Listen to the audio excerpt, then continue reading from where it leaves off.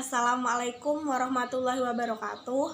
Saya Wahyu Ningsih, NIM 2020600105 dari Prodi Psikologi 2C. Di sini saya akan menjawab pertanyaan dari UTS Bahasa Indonesia. Soal yang pertama, faktor apa saja yang menyebabkan terjadinya kesalahan penulisan ejaan?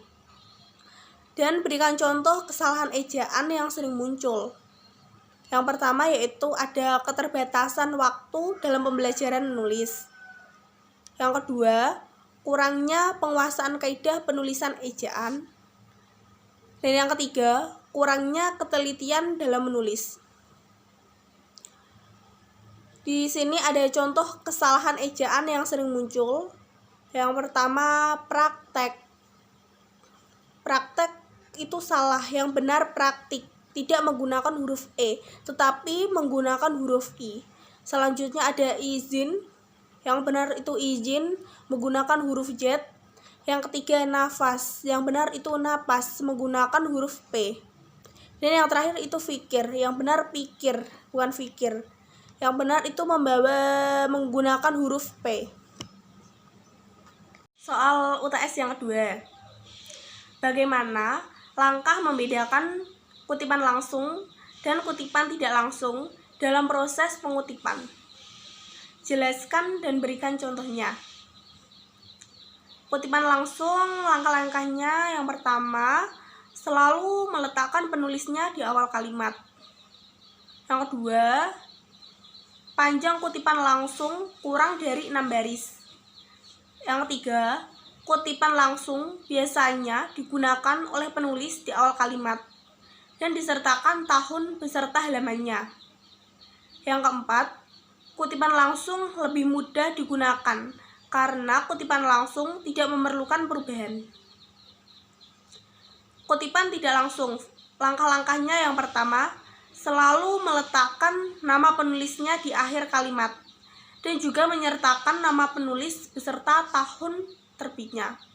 Yang kedua, biasanya digunakan oleh penulis untuk memperkuat gaya atau ide yang diusulkan.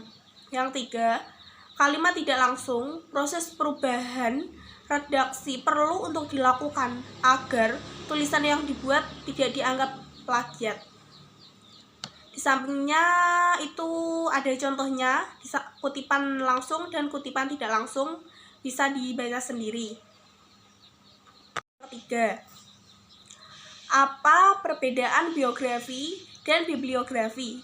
Jelaskan disertai dengan contohnya.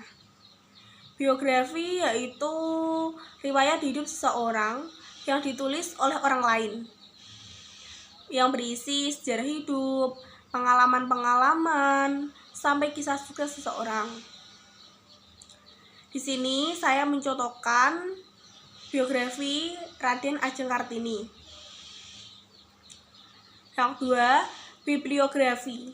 Bibliografi yaitu daftar pustaka yang mencakup isi dan deskripsi sebuah buku. Hal tersebut meliputi judul, pengarang, edisi, cetakan, kota penerbit, tahun penerbit, dan jumlah halaman. Di sampingnya ada contoh dari bibliografi.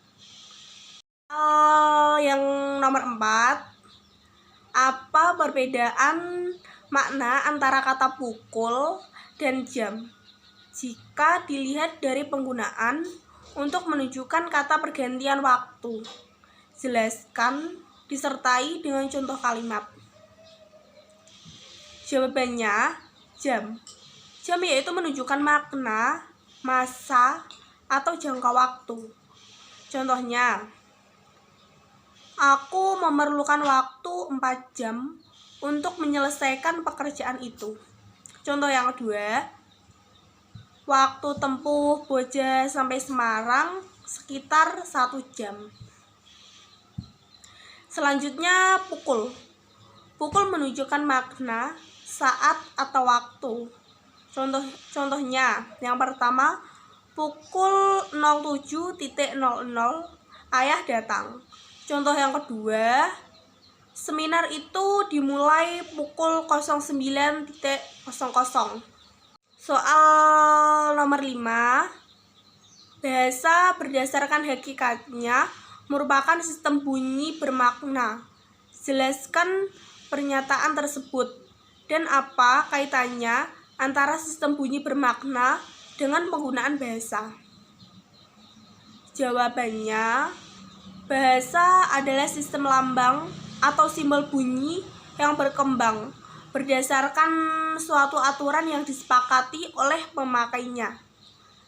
Setiap lambang bahasa memiliki makna atau konsep.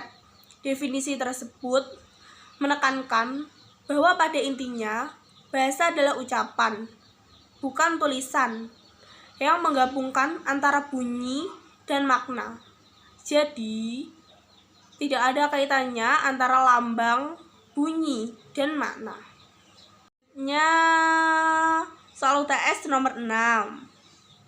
Mengapa sering terjadi kesalahan penulisan tanda koma? Jelaskan disertai 5 contoh kesalahan tersebut. Jawabannya yaitu karena faktor ketidaktahuan penulis mengenai tanda koma, sehingga tanda koma tersebut diletakkan di sembarang tempat yang menurut penulis memerlukan tanda koma. Di bawahnya itu ada contoh. Contohnya yang pertama, aku hanya membawa buku, tas dan pensil. Itu contoh yang benar karena koma diletakkan setelah buku. Contoh yang salah seperti ini. Aku hanya membawa buku, tas, dan pensil. Setelah tas ada tanda koma, tetapi setelah tanda koma dan itu tidak perlu dikasih koma. Contoh yang kedua, aku memakan apel, anggur, dan jeruk. Itu yang benar. Contoh yang salah, aku memakan apel, anggur, dan jeruk. Itu salah, karena sebelum dan tidak perlu dikasih tanda koma. Contoh yang ketiga, karena diejek oleh teman-temannya, Adik tidak berangkat sekolah. Itu benar, karena tanda koma ditaruh setelah teman-temannya. Yang salah yaitu karena diejek oleh teman-temannya, Adik tidak berangkat sekolah. Koma diletakkan setelah sekolah. Yang keempat, dia sangat senang, tetapi tidak denganku. Itu contoh yang benar, karena koma diletakkan sebelum tetapi. Dan contoh yang salah, dia sangat senang, tetapi tidak denganku. Tanda koma diletakkan setelah tetapi. Yang keenam, Adik membeli es krim, tetapi uangnya kurang. Itu yang benar. Yang salah, Adik membeli es krim tetapi, uangnya kurang. Seharusnya tanda koma diletakkan sebelum tetapi. Soal UTS yang ketujuh, apa perbedaan dari makna dari tanda titik 2 dengan titik koma? Jelaskan disertai 2 contoh penggunaan tanda tersebut. Tanda titik koma. Tanda titik koma yang pertama yaitu tanda titik koma dapat dipakai sebagai pengganti kata penghubung untuk memisahkan kalimat setara. Yang satu dari kalimat setara yang lain di dalam kalimat majemuk. Yang kedua, tanda titik koma dipakai pada akhir perincian yang berupa klausa. Yang tiga, tanda titik koma dipakai untuk memisahkan bagian-bagian pemerincian dalam kalimat yang sudah menggunakan tanda koma. Selanjutnya, tanda baca titik 2. Tanda baca titik 2 yang pertama, tanda titik 2 dipakai pada akhir suatu pernyataan lengkap yang diikuti perincian atau penjelasan. Yang kedua, tanda titik 2 tidak dipakai jika perincian atau penjelasan itu merupakan pelengkap yang mengakhiri pernyataan. Yang ketiga, tanda titik 2 dipakai sesudah kata atau ungkapan yang memerlukan pemberian. Di bawahnya ada contoh dari penggunaan titik koma dan titik 2. Contoh penggunaan tanda titik koma. Yang pertama, hari sudah malam, titik koma, anak-anak masih membaca buku. Contoh yang kedua, ayah menyelesaikan pekerjaan, titik koma, ibu menulis makanan, titik koma, adik membaca cerita pendek. Contoh tanda titik 2.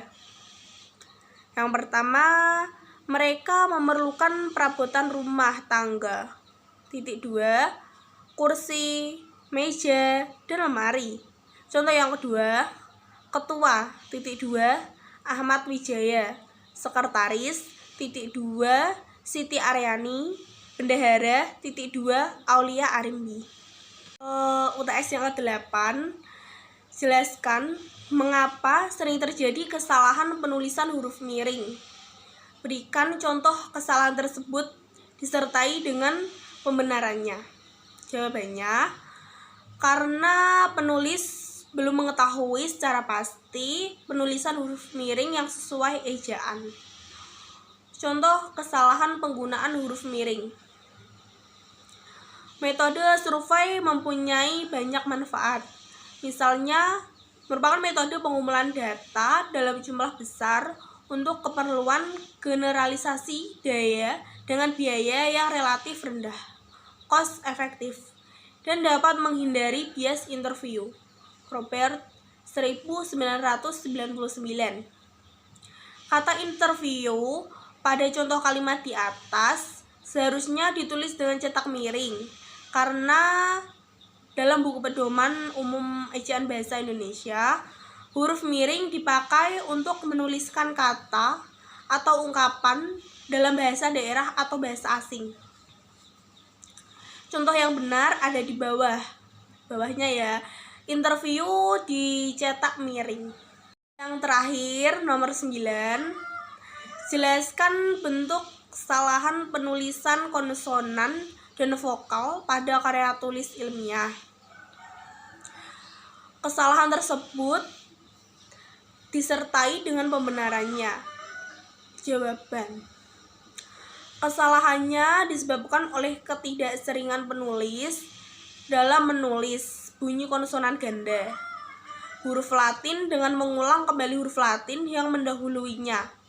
Contohnya, hilangnya konsonan H pada kata ilmiah dapat terjadi karena ketidakseringan penulis mendengar bunyi H sebagai bunyi yang harus diwujudkan untuk mengakhiri sebuah kata. Karena penulis belum terbiasa menyisipkan konsonan tunggal yang sebelumnya diawali dan diakhiri dengan suku kata terbuka, konsonan vokal. Sekian jawaban pertanyaan UTS Bahasa Indonesia dari saya. Terima kasih. Wassalamualaikum warahmatullahi wabarakatuh.